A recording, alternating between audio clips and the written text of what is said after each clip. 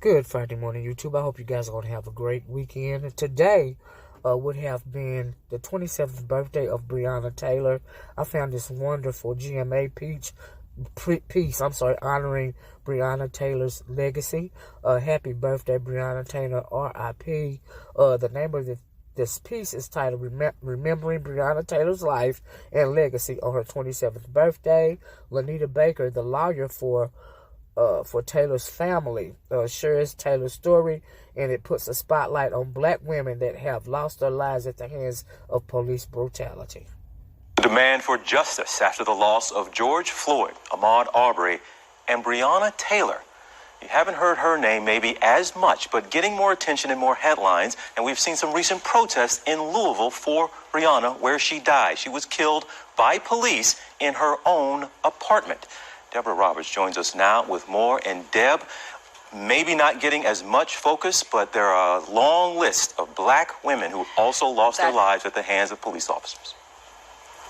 That's right, TJ. A lot of people have heard that heartbreaking list of black males, boys and men who have died in violent encounters, often with the police. But what many don't know as well is that there is also a list of women who have died in the same astonishing way. Today would have been Breonna Taylor's 27th birthday. Breonna was just full of life. She loved life. She light up a room. But instead of celebrating, her family is in mourning, seeking comfort in her memory. In that brief moment where people forgot about her for 2 months at a time, people need to know that Breonna Taylor mattered, and Breonna Taylor was great. On March 13th, Breonna, a Louisville EMT, was shot 8 times in her apartment by 3 plainclothes police officers who were executing a no-knock search warrant for someone else. Fearing intruders were breaking in, Breonna's boyfriend, Kenneth Walker, a licensed gun owner, fired a shot, and the officers responded with 20 rounds in return. Brittany, You said 26. Where was she shot at? I don't know. She's on the ground right now. I don't know. A fatal error that took the life of a young woman who had dreams of being a nurse. Black Lives Matter! Black Lives Matter! As the nation grapples with the realities of racial injustice in the cases of George Floyd, Ahmaud Arbery, Say her name! Breonna Taylor! protesters insist her name won't be forgotten.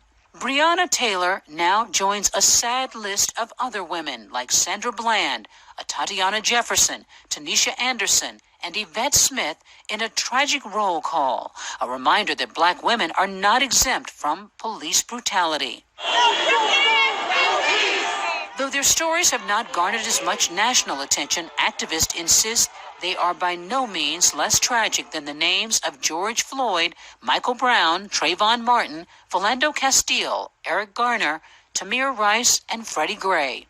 The erasure of black women is a consequence of the fact that we don't know their names, and so therefore we don't know their stories. Kimberly Crenshaw, activist and creator of the hashtag #SayHerName, says black women cannot be an afterthought in the fight against unjust policing. Say Her Name attempts to make the death of black women an active part of this conversation by saying her names. If black lives really do matter, all black lives have to matter. That means black lives across gender have to be lifted up. The suspect that police were looking for was actually in custody when Breonna Taylor was killed. There's been no action in this case, no arrest, no charges, and there is now a huge movement to try to change that, to try to put pressure on Kentucky authorities. There's even a petition that has gathered about 4 million signatures, TJ, trying to make sure Breonna Taylor's name is not lost in all of this action. All right, Deb, thank you so much for that this morning. An important story, and Lanita Baker is the family attorney for Breonna Taylor. Thank you for being here. I'm sorry it's under these circumstances, but no arrests have been made in this case. An investigation is underway. What's your level of confidence that there will be action and there might be charges against the officers in this case? I think it's important that the general public continue to put pressure on the authorities here. Currently, the case is before the Kentucky Attorney General, who's going to serve as the special prosecutor in the case. We are informed that the Public Integrity Unit investigation that's being performed by Louisville Metro Police Department is not complete. So though the mayor has asserted that investigation has been turned over to the Attorney General, what Attorney General Daniel Cameron's, Kentucky Attorney General Daniel Cameron's office has informed us is that investigation is nowhere near complete. We're told that they need at least 2 to 3 months more to investigate. We don't think it takes that long to do this investigation. You know, we, as the attorneys for the family of Breonna Taylor, we've been out there, we've talked to neighbors, we've seen the apartment, we know what it looks like. It doesn't take 6 months to complete an investigation. Has there been has there been frustration on the family's part that it's taken a while, or it seems like her name is not has not been out there? Definitely the frustration of not getting answers. It wasn't until this case went global that we began to get any type of information from authorities. The 911 call that you played, we just got that last week as a result of a subpoena from the lawsuit that was filed, but it was not being turned over by the authorities absent that subpoena. And so the frustration level is that the lack of answers, the lack of knowing, why does it take 2 to 3 months more to do an investigation? You know, one of the other things we've uncovered through this case going global through media sources is that the search warrant that was executed for specifically for Breonna's apartment it contained lies, straight out lies that the postal inspector said we did not give this information to this officer that was included in the affidavit. That information was uncovered within days of the authorities releasing the search warrant.